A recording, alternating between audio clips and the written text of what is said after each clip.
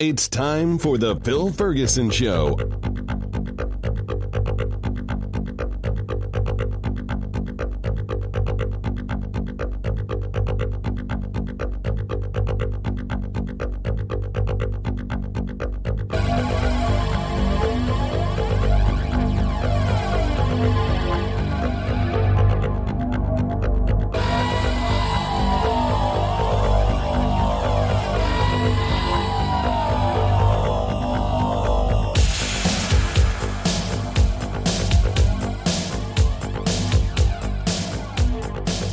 Well, hello there, everybody. This is Phil Ferguson, and you are listening to The Phil Ferguson Show.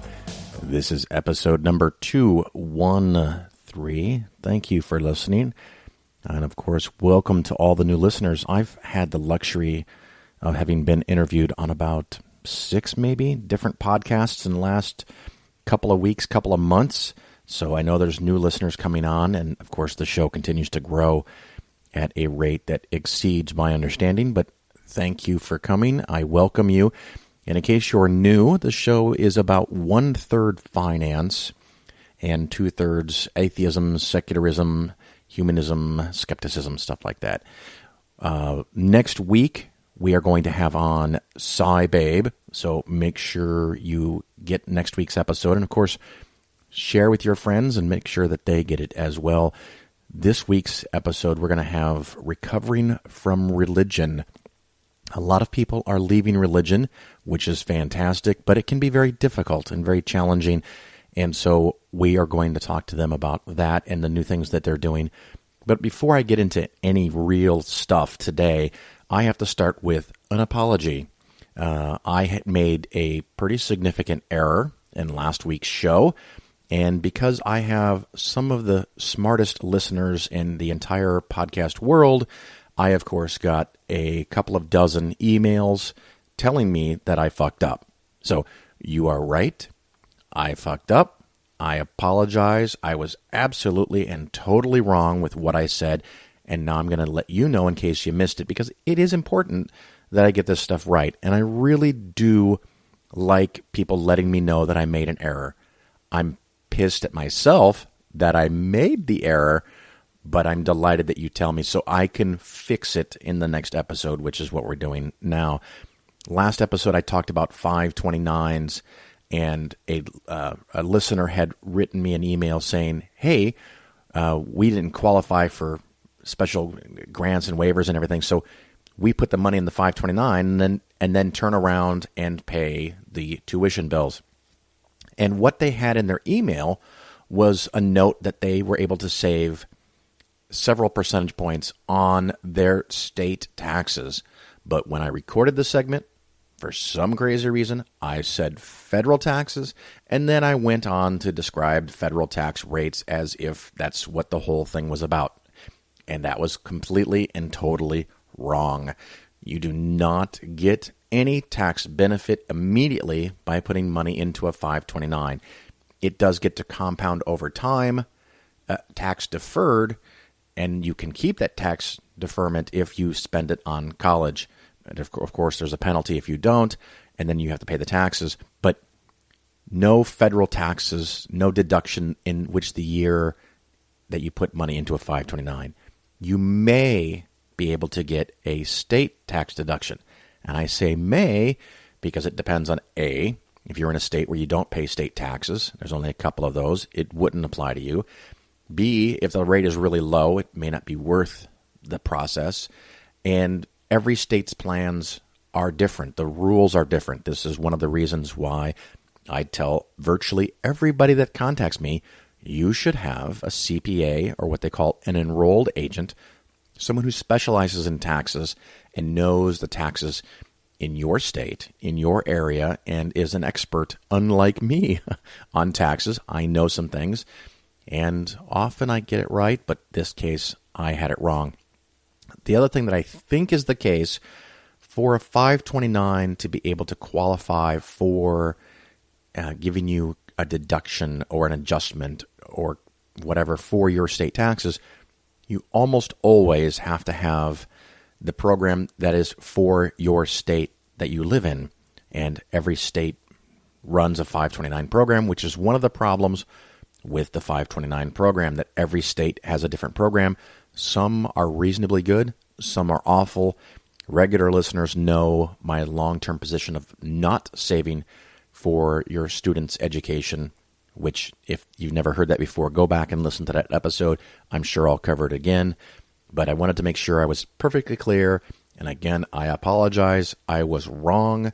When you put money in a 529, you do not get a deduction against your federal taxes in the year that you put it. You may possibly be able to get one for your state taxes, but of course your tax situation may vary. So we've got that out of the way, and now we can go on with the more fun stuff where Phil's not fucking up in the rest of the show.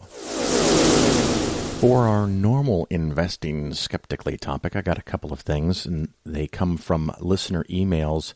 The first one is a couple of people actually have asked recently about dollar cost averaging. What are my thoughts about that? And they've read on that. And if you, for example, have $100,000, just to pick a number, that has been in cash, maybe you had it in CDs or some short-term bonds, and you've now decided that you want to be a long-term investor and invest in the stock market. Mathematically, historically, the single best way to participate on average is to just throw the money in. However, sometimes the market goes down. And if you are investing in one of those times right before the market goes down, it's going to be very painful that you've saved up this money and you've nursed it for many years, making a very small amount, and you put it in the market and you suddenly lose 15, 20, 30, or 40, 50%. It can be very heartbreaking, so you can dollar cost average in. Now, keep in mind, 8 out of 10 years, the stock market goes up. The vast majority of time when you invest for long periods of time, the sooner you invest, the better it is going to be for you. And if you fully embrace that, if you can handle the sudden drop of your money, odds are the best thing to do is just put the money in. I like to quote a famous poet, "There is no try, there is only do." You don't try the stock market. And that's something that I'll talk to somebody and they'll say, "Okay, Phil, you talked me into it, let's try." No, let's not try. I obviously didn't talk you into it. I don't really want to talk people into things. I want to explain things, and once you understand and you no longer have that fear, then you can become a long-term investor. But when you say to me you want to try, that's a problem. However, if you still have that concern and you're new to investing and you're really not quite ready, you can dollar cost average into the market. And what that means, we have that case with $100,000. You could put $10,000 in this month, $10,000 in the next month, $10,000 in the following month. If the market goes down, you can buy more shares of whatever it is you're buying, hopefully an index fund, with the dollars that you're putting in. And you keep doing that month after month. And if you get a period of time where the market moves kind of within a range, up and down, up and down, up and down, but doesn't really grow much, you will actually be ahead because you'll buy more shares when the market is down and fewer shares when the market is up. If the market takes a drop of, say, 20, 25%, you will be able to buy the stock market on sale. And you will, of course, feel very clever. You're just lucky that you decided to dollar cost average in at a period in time where the market was going down. But congratulations to you. You win the game. But like I said before, most years the market goes up. Last calendar year, it was up 12.66%. A few years ago, I'm off the top of my head, I'm thinking it's calendar year 2013, the market went up 32%. Not a normal occurrence, but it does happen from time to time. And if you are slowly dollar cost averaging into the market as it's going up 32%, you are going to get a good chunk of that growth, but you're going to miss out on a big chunk. The other thing about dollar cost averaging is it provides you psychological camouflage, I guess, or psychological hiding place. Because if 4 or 5 months into your process of investing, the market goes up a lot, you could say to yourself, or even your friends, if you were so inclined, I kind of had a feeling the market was going to go up. That's why I took my money out of that CD and started investing in the market. I already have half of my money in there. I've made a lot of money. See how that works? You're psychologically covered. Also, if the market goes down, you can say, I knew I needed to start investing for the long term, but I was very concerned the market might go down. So I started by dollar cost averaging, and now that it's fallen, I'm going to put the rest in. Aren't I clever? So you have a way to trick yourself, to trick your mind, and maybe sell a convincing story to your friends if that's something that's important to you. But again, without knowing the future, and if you do, please let me know and confirm it and prove it to me that you do know the future. Investing sooner is better than investing later. Another question I have is in reference to dividends. And the emailer asked, should I take the dividends and automatically reinvest them, or should I take them out and enjoy them now in real time? Well, unless you are in retirement, you should take out no money. Remember, we're talking about adding money. Regular listeners know 10% is the suck-ass minimum. It's probably not going to work for you. It takes almost 40 years for you to add enough money that you can live off of your money alone if you put in 10%. 20% is a much more likely number for most people. If you're starting to save when you're 55, 20% may not even cut it, but 20% is a good target for most people. So don't take out 2 or 3% of the money every year. You're fighting against yourself, so don't do that. Now the question might be, do I automatically reinvest the dividends, or do I take the dividends and let them build and do something with them? Again, it depends. So if you have a smaller portfolio, say something 50,000 or less, generally I recommend that you're just in the total stock market index. If all you have is the total stock market index, there's no reason for that money to be paid out as cash and sit in your account waiting for you to reinvest it. Have it automatically reinvest and just keep adding money, and it makes it incredibly simple. It's a no-brainer for you. You don't have to think about it. You don't have to do anything with it. And even for some larger accounts, depending on how much effort you want to spend, you should automatically have the dividends reinvested. Now, for me personally and for my clients, I generally do not automatically reinvest the dividends. And so that's one of the reasons sometimes these questions are hard for me to answer, because it depends. The reason I do not reinvest the dividends and they go to cash is because then I can use that cash to then buy into something that has shrunken in size. It's a rebalancing effort. And different studies say that rebalancing your portfolio, and I'm thinking once a year is sufficient, maybe even once every 2 years, depending on the size of the portfolio, could add anywhere from 0.5% to 1.5% compared to not rebalancing. So if you, instead of owning the total stock market index, you owned the S&P 500 and then the extended market.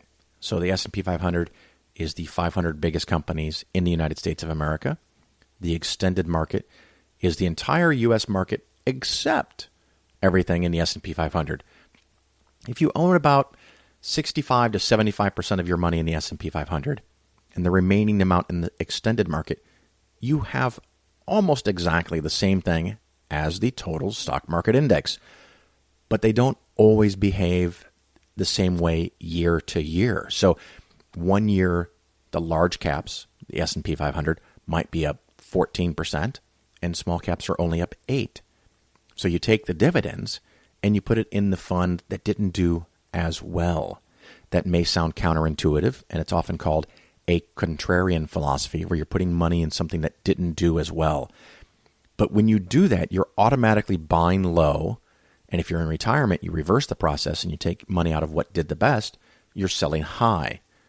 We all know empirically that works well. It's just difficult to do because people want to look at a magazine or online and see what funds have done the best in the last 3 or 5 years and buy them. That can be counterproductive, and you can get significant underperformance by doing that. So in this case, the large caps went up more than the small caps. You add the money or you reinvest in the small caps.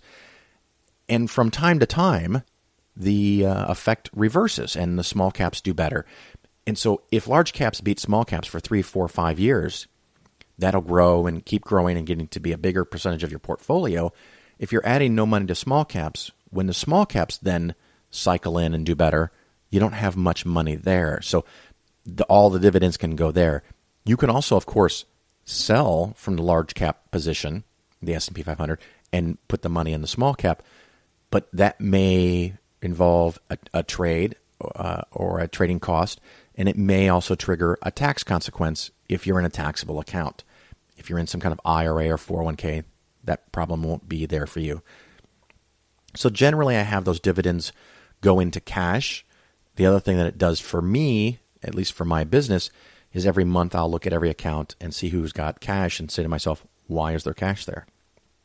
And a larger account generates more cash. A larger account generates more cash. It shows up on my list, and it's more likely to get looked at, and I can make more frequent adjustments with an account that creates more dividends. So that's some philosophy on that.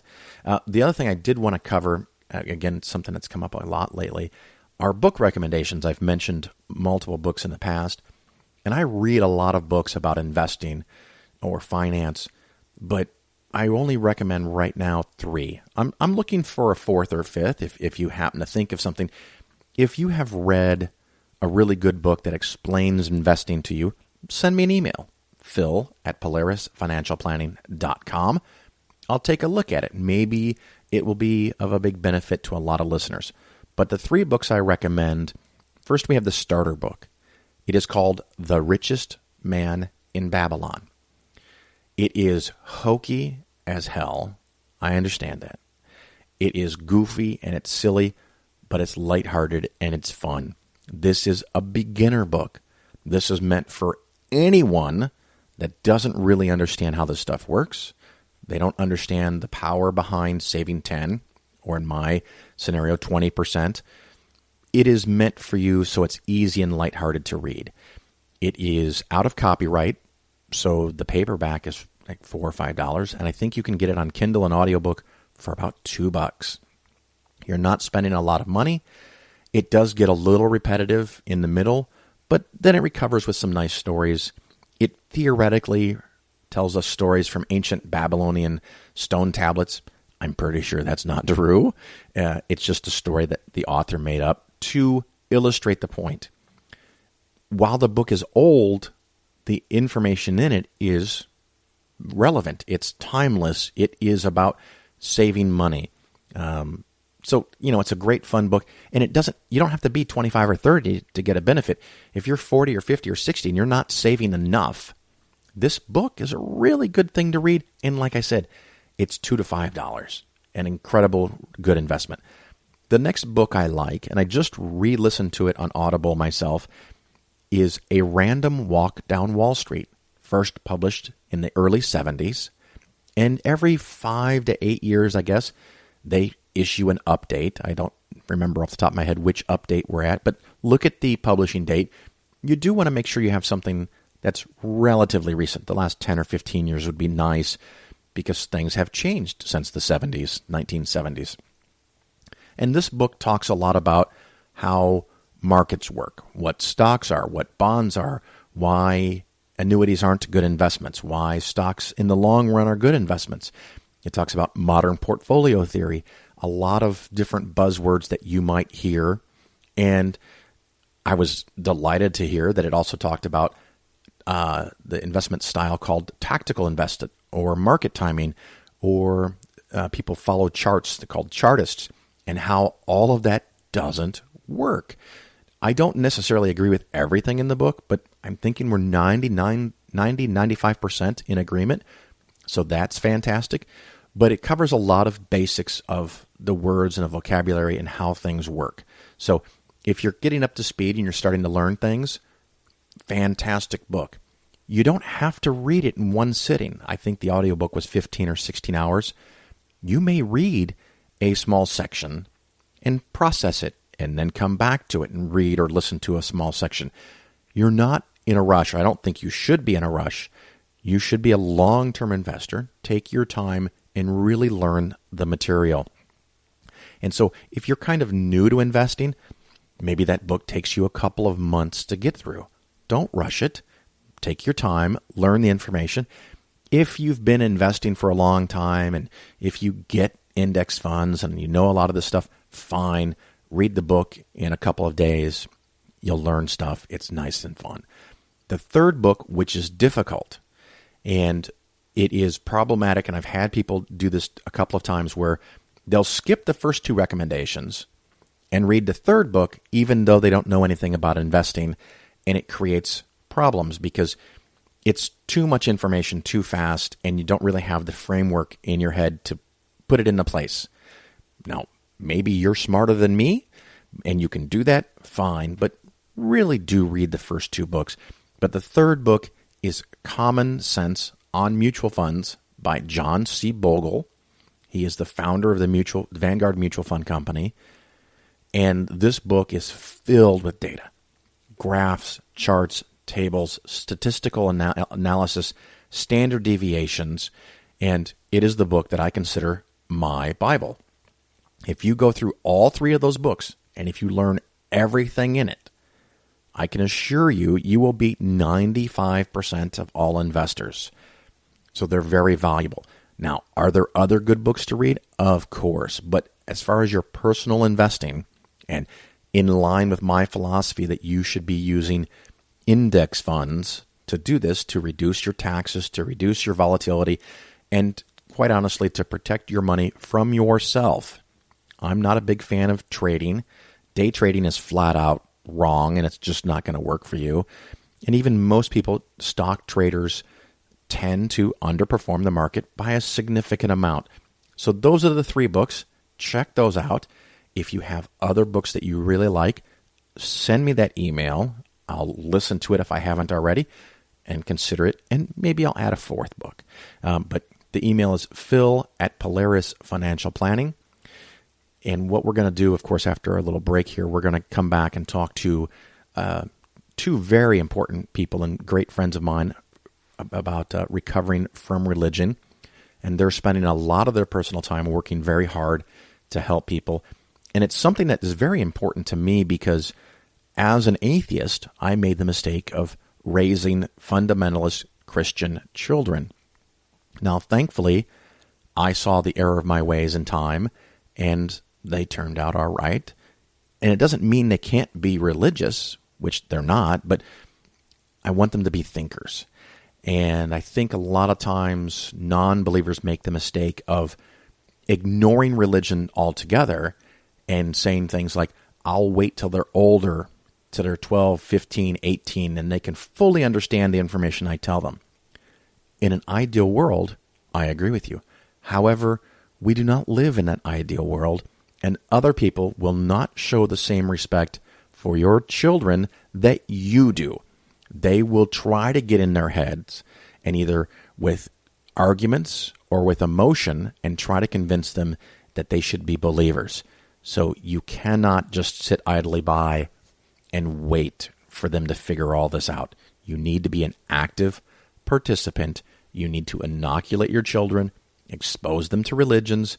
You don't have to bash religions like I do on a regular basis because I think they're bash-worthy, but inform them this is what other people think. And particularly in the context of multiple religions, often kids will say, wow, those all sound equally plausible or unplausible. How does one decide which one's really true? So that's a very important thing, and I have a talk called Breaking the Cycle, which gets updated from time to time with new information that I've given many times, and I'm sure I'll give it many more.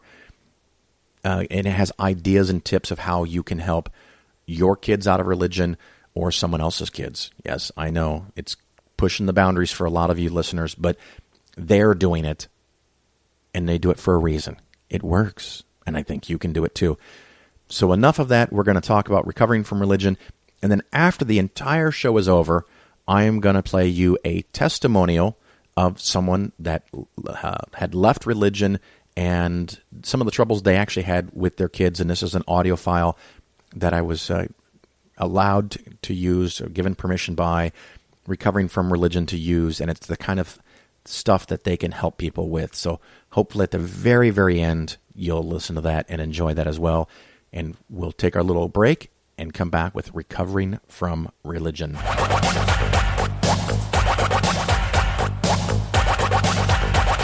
Never felt the slightest interest in the next world. I think it's here, and I think anything good that you're going to do, you should do for other people here, and not do anything to make yourself have a happy time in the next world, you know.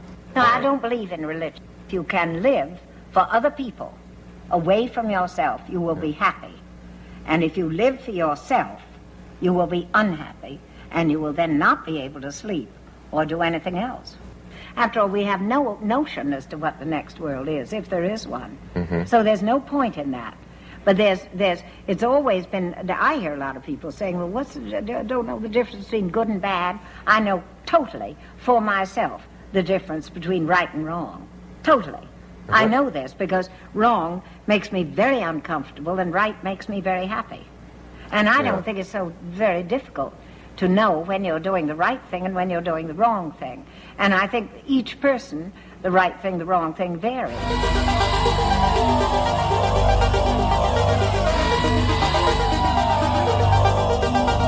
All right, everybody, welcome back. With me today, I have Scott Smith and Gayle Jordan. They are both helping out, working with Recovering from Religion. How are you guys doing today? Awesome. Thanks for having us. Doing great, Phil. Excellent, excellent. Now, why don't, Gayle, let's start with you. What is your position? What do you do with Recovering from Religion? I'm the executive director of Recovering from Religion. I coincidentally also serve as a chat agent on our chat line, and we'll talk about that in a few minutes. But mostly I'm the executive director. Excellent. And Scott, how about yourself? I am also a hotline agent and chat line agent, as well as a supervisor and mentor on the chat line. And I am a co-host on the Recovering from Religion podcast. Excellent. And Gayle, it's funny, I just heard on another podcast, and maybe you can clarify for me, can anybody just show up and volunteer and start taking phone calls, or is there some kind of training you got to do? Well, certainly everyone is welcome to volunteer. We do have a little bit of a volunteer vetting process. It involves an interview and references, as you might expect. And once you become a volunteer agent, then there's obviously training, because the hotline doesn't. It's not just to chit chat. This hotline is for folks who are recovering from religion, who are experiencing doubts or questions or frustrations, or even in a process of leaving their religion. So our hotline and chat agents have to learn a certain sensitivity to what these folks are going through. We also have because of the necessity of dealing with someone who is in this kind of situation, we have some boundaries in place. We don't do self-disclosure. These are warm and friendly phone calls, but they're not personal phone calls. Obviously, the agent has to put some boundaries in place for the client as they call in with these issues. So there's training. There's extensive training involved in listening techniques and reflective listening techniques to be able to pull the client out, to be able to let them have a place to express themselves. And so there's training, and then there's a little bit of technical training too. And Gayle, what happens if someone indicates maybe that they'd rather just end it all and not keep dealing with this confusion or questioning that they're experiencing? What do you guys do? What a good question. Those are crisis phone calls, and we immediately refer those callers to a suicide hotline. That's not something that we're not equipped to handle that. This is peer support, and just like you would if you had a friend in real time who expressed those kinds of feelings to you, that's an emergency. That's elevated to a crisis level, and we would refer those folks to a crisis hotline, to a suicide hotline. Now, forgive me for being ignorant, but when you say refer, does that mean I can't talk to you, here's a number, good luck, or do you transfer them? We have the number to be able to give to them. We strongly encourage them to, we explain to them that we're not in a position to be able to handle that the feelings that they're experiencing are far beyond the scope of what we can do at the hotline. So we send them to someone who can help them with that. All right. Now, Scott, you've done some of these calls too. What do you think? As far as referring someone to suicide hotline? Well, I meant in general. We'll move on from the suicide topic. But someone just calls up and has concerns about their lack of faith, or they have questions. What do they do? How does that start? Well, a hotline agent is a good listener, and that's what the phone call is about. Most of the conversation is coming from the caller. About 90% of the hotline agent is listening. It's peer-to-peer support. And, there's also a secondary benefit from volunteering. Of course, the main reason people volunteer is to help people who's going through a deconversion process. And the secondary benefit is you get to hear a lot of stories. And some of these stories, as you might suspect, are kind of sad, but some of them are kind of funny too. And after you've taken a number of these calls, you begin to kind of know what's going on. Excuse me. You begin to kind of know what's going on out there. You have your finger on the pulse of what's happening when someone is thinking about leaving the religion or have already left the religion. Now, do you ever get people who just don't know where to go? I mean, do they just want to talk, or do they need to move out of home or something? Well, it depends. We do get some people who jump right into the issue. They don't hesitate one bit. And other people are kind of hesitant. We've had callers say, I heard about this 3 months ago, and I've been carrying around your number for a few weeks, and I've never gotten the courage to call. Because if you're talking to a total stranger about something kind of personal, with some people, it takes a little courage to make that call. But we also have the chat line, which a lot of people feel more comfortable typing their messages to the agent instead of calling a voice call. And also the chat line gives a little bit more privacy. If someone else is in the house and you don't want to be overheard, it's probably better to use the chat line. Excellent. Now, Gayle, can you tell me what is the phone number and how do I find this chat line? Sure. So the phone number is an easy one to remember. The phone number is 1-844-I-DOUBT-IT. But the Recovering from Religion website is recoveringfromreligion.org, and on that landing page, when the client reaches, when we get them all the way to that point and they reach the landing page, they're given a variety of options, and that's some of the new features that we're just now adding and expanding to our hotline, and they're given the ability to schedule a call back. Sometimes that in the past that's been, if we've missed a call, that's disappointing for us. Obviously, it's disappointing for them. So now we've added a feature where they can click on the schedule a return call option, and they can, at their convenience, be able to schedule that. Scott touched on that a little bit. Oftentimes, in order to make a telephone call, you have to have privacy. You don't want a coworker or a child or a spouse or a friend to walk in on you when you're talking to a Recovering from Religion hotline, so they can schedule this call at their convenience. Then there's a little green chat bubble that's on that landing page, and that's on every page of the website. So when they reach that, when they've come to the site, they can pull that little chat bubble up and immediately start a conversation with an agent. That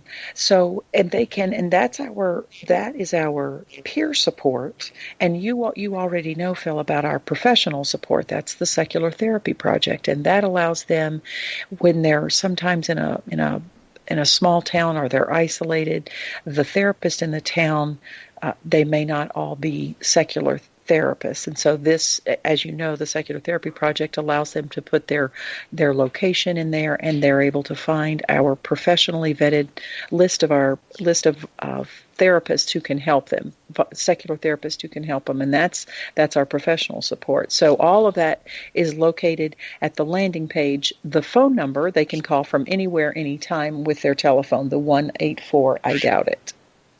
Excellent. Now, just what I'm going to do, I'm going to give the whole number for the listeners. It's 1-844-368-2848. So in case I have someone that's listening that's not, really an evangelical atheist like me, someone who is maybe religious but has questions, that is a number you can call and just have a conversation, tell your story. Maybe you just want to feel a little bit better and share your experience. Maybe you have questions. Now, Scott, is this a deconversion phone call that they're going to make? Is someone going to tell them their religion is stupid and they should get out? Oh, absolutely not. We don't talk anyone in or out of anything. We listen to them. And if someone is doubting their beliefs, they probably don't have anyone to talk to that won't judge them. That's one thing all the callers have in common. They don't have anyone to talk to. And if someone's thinking about leaving their religion, talking to their preacher is kind of like a prisoner talking to a prison guard about escape plans. It's just not very prudent. I don't think anyone in the ministry has ever said, yeah, maybe you should leave the church. No, they're going to have a dog in that fight. And we won't judge them. We'll just listen to them. If at the end of the conversation they decide to stay in their religion, that's fine with us. We don't call them up and try to deconvert them. It doesn't work that way. So it's a place where, you have questions, whether you are really, really religious and just want to talk, maybe have a question, or if you're thinking of leaving your religion, or if you've left religion and now you don't know what to do with yourself. All those people are welcome to call. Right. And a lot of them just want to know what life would be like if they stopped believing in God. They want to know if they would still be good people. They want to know if they would just go on a rampage and kill and rape people. They want to know what they would do because they would lose a lot of community. That's one thing that churches do really well, is provide community for the church members. And with some churches, there's something to do almost every night. So they would lose a lot of friends and a lot of community, and they don't realize there's non-religious community out there. And when they call and they want to know if there's any groups in their area, they're pretty sure there's no groups around there because they live in a conservative place or maybe out in the boondocks. And we get their zip code, and usually we come up with 4 or 5 groups within 10 miles. And they're totally shocked that there's groups like that in their area.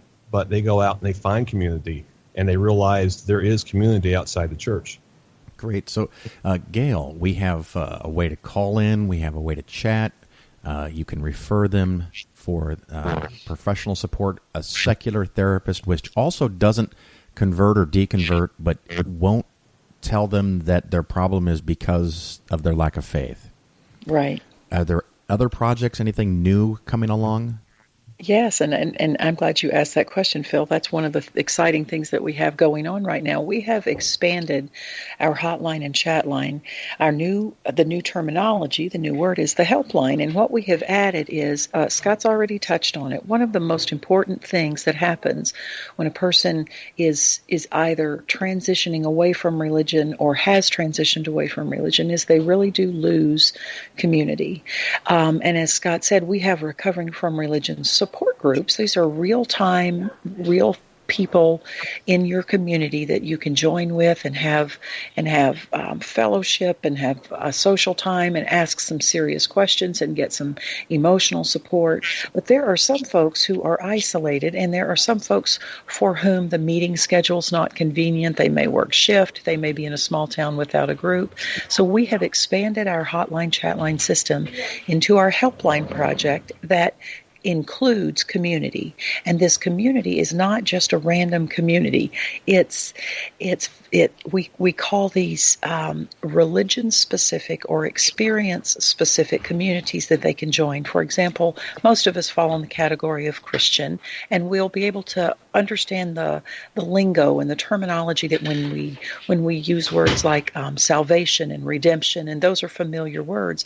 But there are other religions that have a whole different experience. And so the caller or the chatter, subsequent to a call or a chat, is invited by the agent into the community, into the channel, so to speak, of their choice. It may be more than one. It may be, for example, the military community, because there's language and there's shared experiences in that group that will only be understood by other members of that group. It may be an LGBT group. It may be Jehovah's Witness. It may be Mormon.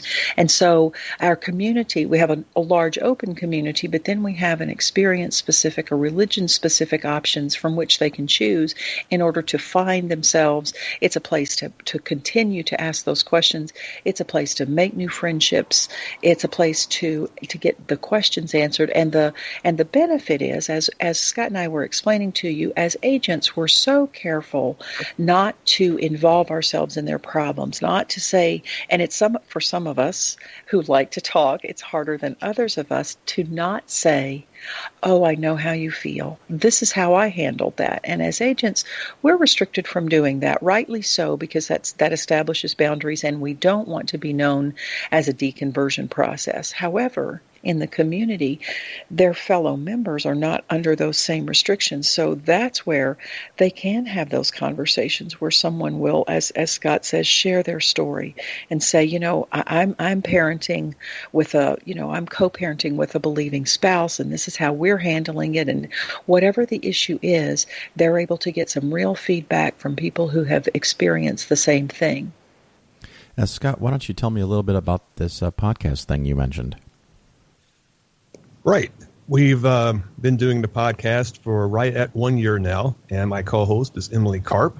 And we just decided a year ago that maybe Recovering from Religion should have its own podcast. And we've been covering topics that kind of help the hotline caller or potential hotline caller. We've had topics like coming out, psychological harm from religion, community, topics that can apply to pretty much all faiths. And we've done a couple of topics that's a little bit more narrow. The first one was Scientology, and that was the episode that really got everything taken off for us. We got a lot of comments and discussion regarding Scientology because everyone's heard of Scientology, but no one knows much about it. And another topic we just covered last week was Mormonism. Kind of like Scientology, people know that it exists, but they don't know much about it. And we kind of educated our listeners everything Mormonism, and it turned out pretty good. In future episodes, we're going to cover coming out again, as well as maybe Jehovah's Witnesses, Westboro Baptist Church, things like that. And it's bi-weekly. You can find us on iTunes or iHeartRadio.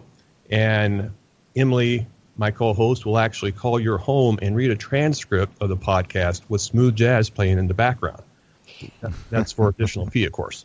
Very nice. It's a lot of fun. We enjoy it. And, the main purpose is just to spread the word about recovering from religion. Great. Gayle, what else should we talk about? What other ideas or topics come to mind? Recovering from religion, we were established by none other than Dr. Darrell Ray in 2009, and so this our ninth year as we move forward, we're constantly when we set out to examine how we could expand the program and were we catching those folks who most needed our help with our hotline and our chat line, we tried to ask ourselves the question from the eyes of the client. As they're in their moment of beginning to doubt and question religion, how can we be what they need? How can we help them? And so we have also expanded our resources. We have a resource tab on the website, and it's categorized by are you a believer with doubts? Have you already made the transition and you're a non-believer and you need some help on knowing how to parent your children or deal with a spouse or come out to your family? So we have a vast resource tab that's available for folks, but as they call in and when they express their specific issue, then that gives us the ability to help them specifically with maybe a podcast or a book or a blog or a website that may give them some help. And so in addition to all of this change and all of this inclusion of our helpline community, we have found that it's a much less expensive platform and program, and so we're able now to direct more of our resources toward getting the hotline in front of the eyes of the folks in the religious community. As you know, those of us who have been secular for some time have so many of our friends are in the secular community. And so our social media circles and those kinds of things where we would tend to boost the signal for this is reaching secular people. And we want to put ourselves in front of the religious community, those folks who need us. And so we're able to redirect our resources toward marketing and advertising that. So we're looking forward to redirecting our resources toward that. And I want to tell you that and most folks know this, but as a reminder, Recovering from Religion is unique among secular organizations. We are an entirely volunteer organization, so all of our effort goes in an outward direction. We don't have the same kind of admin and salary costs and all that some of the other secular organizations do, and we're able to put all of that toward our mission statement, which is to provide hope, healing, and support for those folks that are struggling with issues of doubt and non-belief. And so we're really looking forward now to being able to help even more folks than we have in the past, because we can market specifically to that. When I'm looking at the donate page, and of course people can go there and donate, listeners. Sure. Pay attention. You Sure. can go donate. And you have the little badge here from Guide Star that you are a platinum participant. So that means I'm that so glad you noticed that, Phil. That's the highest rating. I'm assuming with platinum, I mean, the only thing above platinum often in places is diamond, but platinum sounds pretty darn good. It's usually above gold, and you can give probably monthly, weekly, one time. Everything's available. Sure. Thanks for that. We and as I said, as an all-volunteer organization, we'll take every dollar and put that toward getting this message out, getting these resources out to the folks who so desperately need them. And as we reflect on our own experience, so many of us say, I could have used a resource like that when I was struggling with it. So yes, every dollar goes toward giving that resource to folks who need it. So yes, they can. We love our monthly donors, we love our big donors, we love our one-time donors, and just as important is that volunteer tab. So donating and volunteering are the two most important things to the organization to keep it going. So and there's no reason why you can't do both. You can be both a volunteer and a contributor, and we appreciate that. We also ask if there are some folks who are in a position to do neither at this point in their lives. We understand that, but there's still some things that those folks can do. You can always give us a signal boost. Anytime a new podcast is released, anytime we have our blog at Excommunications at Pathos, every time we post a link to the hotline or to the chat line or to the helpline, you can give us a signal boost by reposting or retweeting what we have. And then this may be a challenging thing for some folks, but anytime any of your listeners are talking to someone who they feel like could use this resource, if you'll give us a little shout out then, if you'll tell them it's 184 I Doubt It, or it's the Recovering from Religion website, there are people there that can talk to you about it.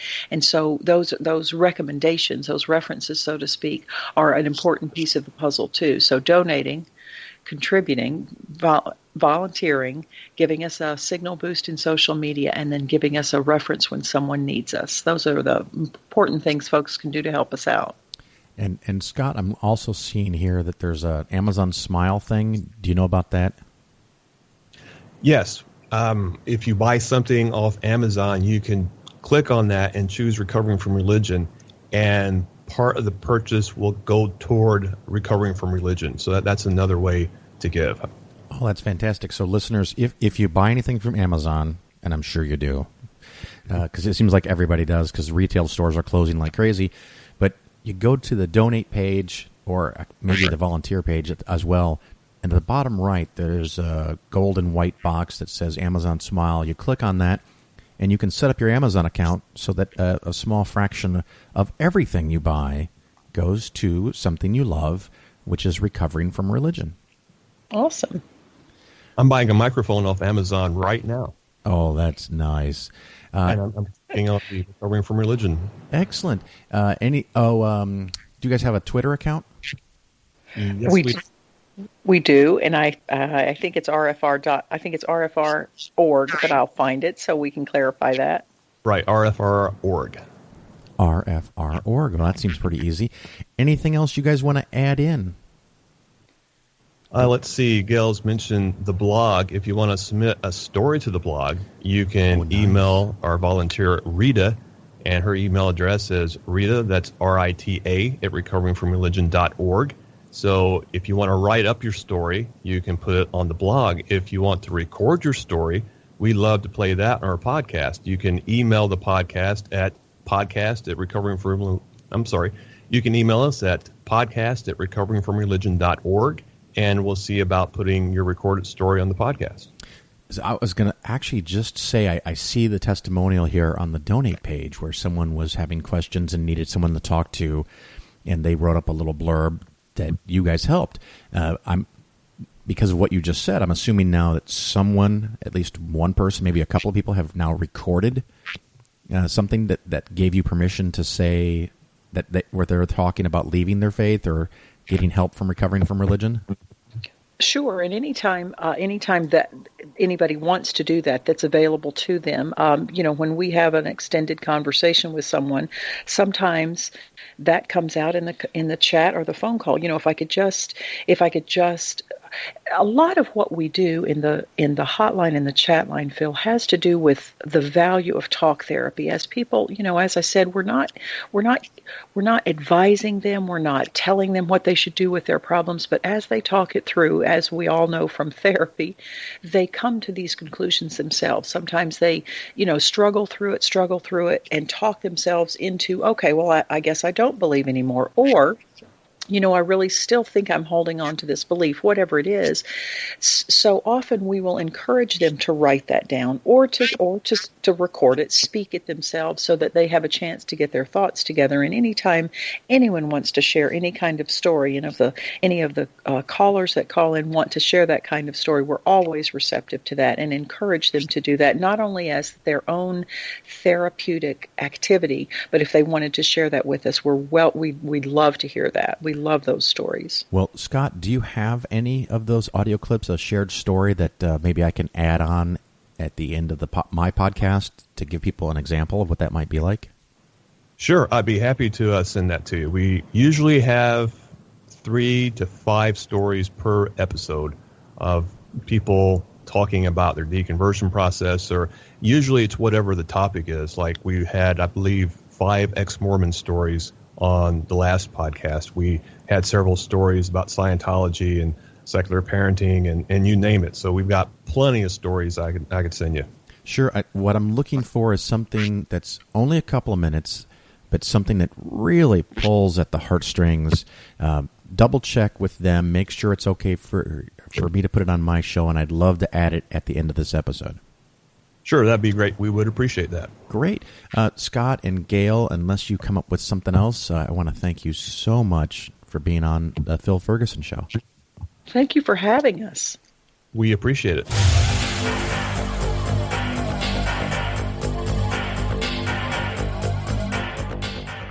Stephen Fry, the question about the Catholic Church apparently doesn't condemn homosexuality, that question asked. Well, I'm afraid it simply does.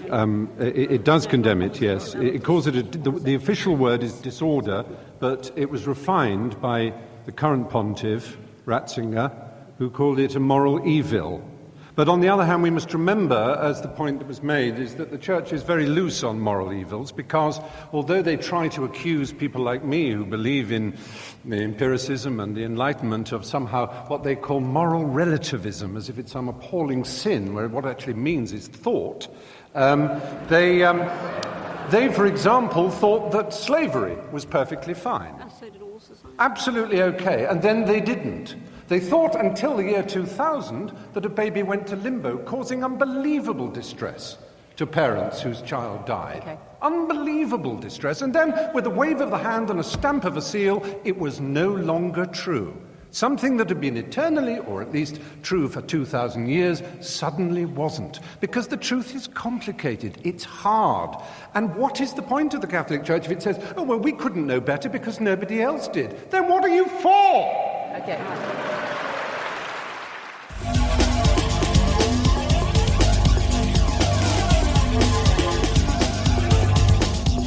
You're listening to The Phil Ferguson Show. All right, just a few more ideas before we wrap up the show today. Real quick, going to do a couple of reviews that are at iTunes. They're nice and short, so don't worry. One is by Brendan. Phil's advice is spot on. He has a sensible way of breaking down some complicated topics so non-expert can understand them. I love this show. Well, thank you, Brendan. I appreciate that. And another one from Scam App. Interesting title, another 5-star. This is the perfect podcast for 2 of the most important topics of today, atheism and finance. Atheism and skepticism is important for our society today to ensure we have a secular government and achieve equality for all. As for finance, we can all benefit from Phil's expert advice, whether you agree with his opinions or not. They are made sincerely backed by facts and evidence. The podcast is entertaining as well as educational. Phil is a genuine guy. Well, that's very, very sweet. So thank you for all those listeners, and I really appreciate when people share the show and tell their friends about it, and I'm honored that you like the show.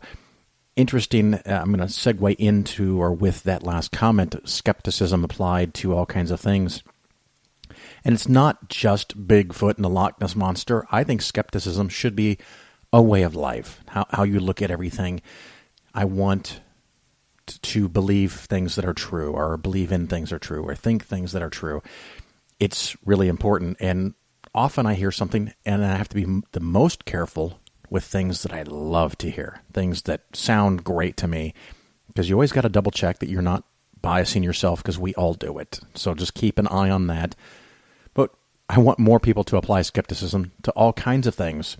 And one that comes up is Trump, and he's on his worldwide tour. He has finally left the Middle East and gone to Israel, which cracked me up. The guy doesn't even know continents versus countries. He called Africa a country.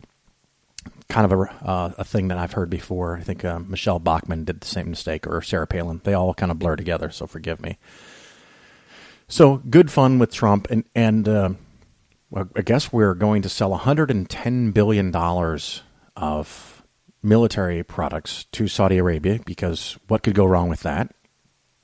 And he promised the Saudis a really good deal. Well, why? Why would he give them a good deal? Shouldn't we charge them a premium? Shouldn't we make a lot of money? I don't know that I like the idea. And I've actually heard friends of mine who are Republicans that don't like the United States being the police of the world. And I got a soft spot for that. I don't think we should be the police of the world either. Sometimes maybe we need to step up, but I think we're doing it way too much. We shouldn't be involved in a lot of countries, and we definitely shouldn't be selling arms to one country versus another, because now you're picking sides, whoever you give weapons to. But I understand the world is a complicated place, so I don't want to make any big blanket statements. The other thing that Trump was crowing about, and I had a few friends of mine who are Trump fans point out that Trump has convinced Saudi Arabia, apparently, to invest $20 billion in the American infrastructure. And they promoted this as one of the signs of Trump's negotiating expertise, his skills, that he has taken $20 billion out of their pocket and is going to invest it in American infrastructure. Now, let me start off by pretending for a minute that that was anywhere close to accurate, because it's not. But even if it was, what the fuck? Really? Are we going to start relying on other countries of the world to fix our shit? I mean, we have roads and bridges that are falling apart. We should fix them. Dams that are having trouble, staying together and holding back the lakes that they hold. We should fix that. We should tax appropriately to keep and repair and maintain the nice things that we have. We shouldn't be dependent on other countries for bailing us out. We are not a third world country. And the idea that we might need money from somebody else while we continue to cut taxes on the wealthiest is ludicrous to me. But the funny thing, it's not even true. So if you dig just a little bit, and this is where the skepticism can come in, when you hear a statement like that and you go, oh, that's interesting, let's look at the details. So let me do that for a minute and look at the details. Now, first of all, Saudi Arabia, the $20 billion that they're going to contribute, whatever, they are buying a $20 billion stake in a company called Blackstone. They're not sending us $20 billion to fix shit. They're buying $20 billion of a company that buys and owns a lot of little companies. Well, Blackstone wants to start getting into the business of owning roads and bridges, toll roads mostly, that might be sold by the United States government. It's something that's come up, and people have said, there's no way the Republicans are going to start selling roads. Well, the funny thing, this is actually a confirmation of it. The CEO of Blackstone happens to be a friend of Trump's. His name is Steve Schwarzman. And, of course, it doesn't hurt him that his company just sold $20 billion equity share, and it's got $20 billion of more money to play with, and I'm sure he can give himself a nice pay raise, and he runs a much bigger company now. But the idea is they're going to use that money and buy toll roads and toll bridges around the United States of America. So these things are going to be bought. So things that are currently public property, things that belong to the citizens, are going to be sold off, and the Republicans are going to claim that they're raising money. And technically they are. If you sell a toll road for $100 billion, you did sell an asset which belonged to the people, and it now belongs to a private company, and the government gets $100 billion to pay some bills. Instead of taxing people that have all the money, the road gets sold. However, this has a historical problem in other countries. Once you do this, the tolls never seem to be enough. And so when a company buys a toll road for $100 billion, they didn't fix anything. They just bought the asset. They've still got to have money laying around to fix it.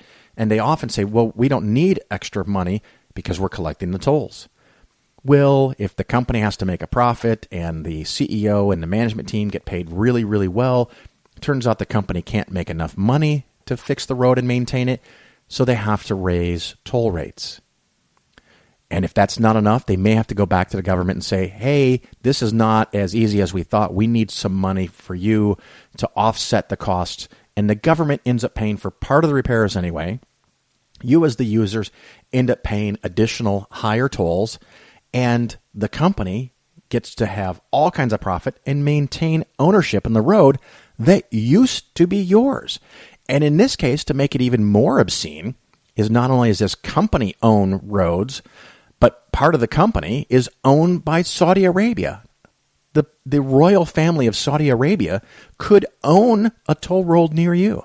Is that what we want? Is that what Republicans want? I think Republicans would flip out if they understood. I mean, not the Republican Party, but the average Republican voter somewhere in Missouri or Arkansas or Indiana or Kentucky, Mississippi, to explain to them that, wait a minute, some guy in Saudi Arabia, the prince of Saudi Arabia, the king of Saudi Arabia, could own a part of the road that goes near my house that I have to drive on. I'm paying tolls, and part of the tolls that I pay for what used to be a public road, part of that money goes to Saudi Arabia. We need to explain this correctly to people so they can understand how they're being tricked and cheated out of things. So that's my little rant on this $20 billion investment. There's no investment to be made. No roads are going to get fixed with this money. Another fun thing that has just came out, at least come to my attention, is a recent study that was very cleverly designed, and it didn't ask people, are you an atheist, like a lot of polls do? Or even more importantly, they'll ask if you're religious. So if you're Jewish and atheist, you are probably going to pick Jewish because that's more important to you and your family and your culture and your life experience than being an atheist. Not for everybody, but for some people. Or you might be culturally Catholic, but you're an atheist. Well, if you were given the choice, you're going to pick Catholic because you don't want to pick atheist. Well, this very clever study gave people a list of 9 things and said, tell us how many of these things represent you. And they're very different questions. And maybe someone writes down 4. And they took a random sample of 2,000 people, and they asked those 9 questions. And then they took another random sample of 2,000 people and asked them the same exact questions with one additional question. And that additional question is, I believe in God. And so the person wasn't forced to say, I don't believe in God. They were asked to indicate in a set, so it's innocuous, it's not standalone. Does that describe you? And it turns out when you compare the two groups, of course, the only variable between the two groups is this comment that I believe in God. It works out statistically that it is the best number is 26%, with a 99% probability that it's greater than 11 and less than 40. So there's still some slop in there. This is not a precise measure, but it is not the 3 to 5% that we often get told about from other surveys. It could be 26%. It could be 15. It could be 35. but it's a fantastic thing. And I think we are on the cusp of a turning point, a point where the stigma falls away. And I know it's happening in some places like Champaign, Illinois. It's not such a big deal. San Francisco, Seattle, Boston, New York City, and other places around the country. It's not a big deal to tell people you're an atheist. As a matter of fact, a large chunk of your neighbors are atheists, but people have still concern mentioning it.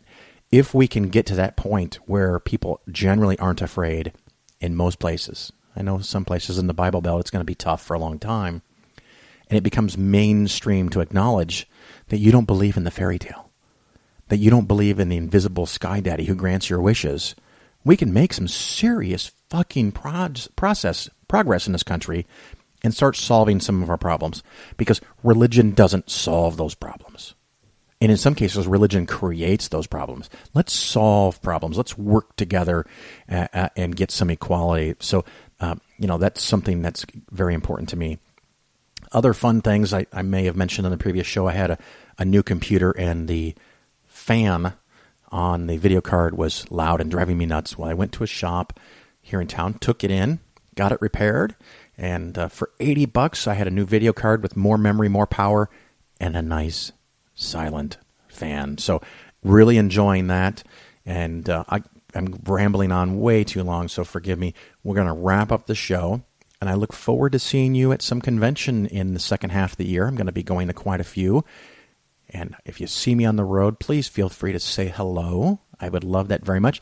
And of course, if you can give a review for the show, the only places I know of are iTunes and Stitcher. Oh, and I forgot to mention, previously the show had fallen in the Stitcher rankings, but with a little bit of website design fixes, we jumped back up 21 points. We're now number 37 out of the top 100 spirituality and religion shows. So I'm very excited about that and looking forward to getting in the top 20. Anyway, we're going to wrap it up for today. Thank you for listening, and I hope to see you somewhere out there. Until then, ciao.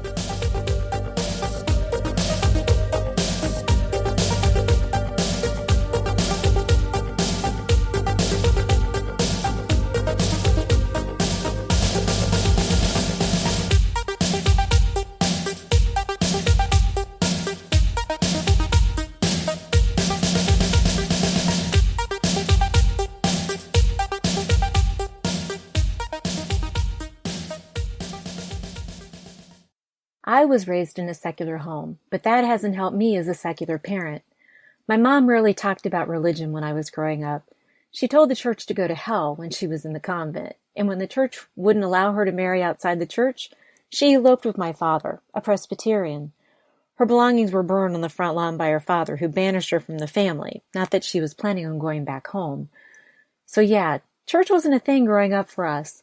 The only thing my dad said about religion was it was a stick for the wicked and a crutch for the weak, but they both still identified as Christians. There wasn't much thought put into raising us without religion. We just didn't go to church, and never being told what to believe, I became a non-believer. My brother too.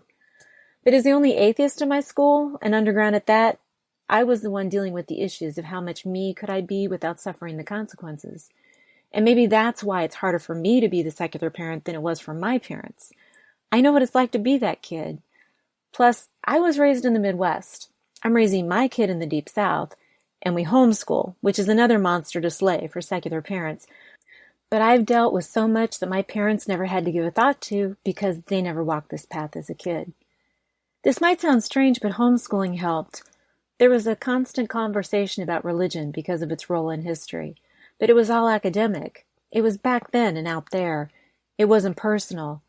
As a homeschooler, I knew I was going to teach her world religions. That naturally flowed from world history that she began in kindergarten. Ancient history required Egyptian, Greek, and Roman mythology. European history was the Reconquista and indulgences, and that brought us the Muslims and the fracturing of the Christians. My goal was to expose her to as many religions as possible. Educate, not indoctrinate, with a focus on the golden rule that spans all religion. Only in comparing religions could she see nobody had it figured out. How can anyone say they know when they all believe different things while saying they know? And of course, We would read the Bible because that's what we swim in. That's outside our door. That became the plan. Wait for her mind to be ready, the logic phase, which typically starts when Santa falls, and then we could start conversations about gods. But while I was waiting for this logical mind, it was just after she turned 6 that this plan imploded. Something happened to her that never happened to me, so I had not prepared her for it. I was approaching this religious education logically. I was detached emotionally from it because I could be. I was an apatheist, but my daughter wasn't. She knew nothing about today's religion, and that left her vulnerable, and I failed to arm her. While I was waiting for this logic stage, they got to her, emotionally. Over several weeks, my daughter, who is full of life and laughter, just dimmed. I kept asking if she was feeling okay because I thought she was getting sick, and then it surfaced all at once. We'd sat down to dinner when our daughter started sobbing so deeply that she couldn't catch her breath. She isn't a crier. Even when in physical pain, she sets her jaw and blinks back tears. But that night, she broke. She sobbed. I had never seen her so deeply hurt. In between long sobs, she forced out, "I don't want you and Daddy going to hell." Who got to her? She was with me every day. I was in earshot of kid conversations at her homeschool gatherings for this very reason. But someone got to her, and when the story finally came out, it was the neighbor girls who were the same age. When she was out riding bikes with them in front of her house, they'd been telling my daughter she would burn in fire forever if she didn't go to their church, because only their church sent people to heaven. And she was worried about us, her parents. We had read so much ancient mythology. She read about Hades. She knew it was make-believe. She knew people in that time believed in it, which she thought was silly. But her mind didn't make the connection when she was threatened with hell. Hell took hold of her. It took over an hour to take down hell. We told her it didn't exist. We called her grandparents, who also told her it didn't exist. We talked about all the mythology that she'd read about with the underworld. It took a lot of convincing before the sobbing stopped. I was so angry at myself. Here I was planning on how to have the conversation about gods, but I never thought about the more powerful conversation, hell. Religion is, after all about hell, not God. She still had the hiccups from the sobs when I tucked her in bed. I laid with her and we talked about hell and heaven. She asked me if heaven existed. I asked her where would heaven be, and she started talking about clouds. But she knew clouds were water vapor, and where would heaven go if the skies were clear? Why didn't angels fall through the clouds? Maybe they didn't exist either, and if they did, how would they be safe in storms? The next day, the Tooth Fairy and the Easter Bunny took a hit, too. Santa was still hanging in there. She had doubts, but the guy kept showing up in person. With hell gone and most of her make-believe visitors, too, I pulled out all the books I'd been collecting over the years that talked about religions of the world. Religious holidays around the world. Creation myths, that's an excellent book. In all the religions that we studied, they had their version of the Golden Rule.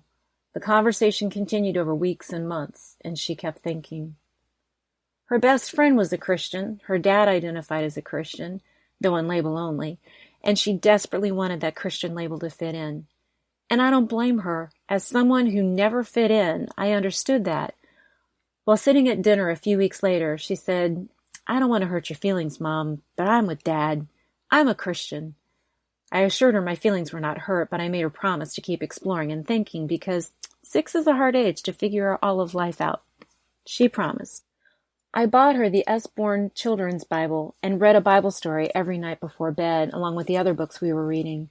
She thought the Bible stories were silly, but I told her some of her Christian friends believed them to be true. As I read more stories, she got angry and impatient with them. She couldn't believe people believed them, and we got to a point where she said she didn't want to read them anymore. She asked if she had to believe them. I told her she could believe anything she wanted, that she shouldn't let anyone tell her what to believe. Then she decided she wanted to go to a church to see what went on behind the doors, but she wanted a church that didn't believe all the stories. So we took her to the UU. She loved going to that church because the kids were studying moose and leaves and the seasons and the environment. And then she decided she didn't want to go anymore. She wanted to go to the movies on Sunday morning instead. One day, many months later, she came to us and said, "Sorry, Dad, I'm with Mom. I can't believe this stuff." And he was okay with it, and actually confessed he didn't believe much of it either. But she kept reading and exploring. And we kept talking. Today at almost 16, my daughter's a strong atheist, but like me, prefers to identify more with what she believes than doesn't believe. She's a secular humanist and has the heart of one, spending hours every week volunteering to help others. She knows what she believes and she lives by it. She's been pressured to convert when some people have found out. But she knows what she believes, she knows what they believe, and there's no threat or interest in those conversations. She's confident, and she fine-tunes her beliefs as new things come up she hasn't considered. There's a lot of power that comes from knowing who you are and what you believe. I don't think we're ever done figuring this all out. I think we should always be questioning what we think and believe. And it doesn't matter to me what she believes, as long as she has a good heart, looks out for people, and makes a good mark on this world.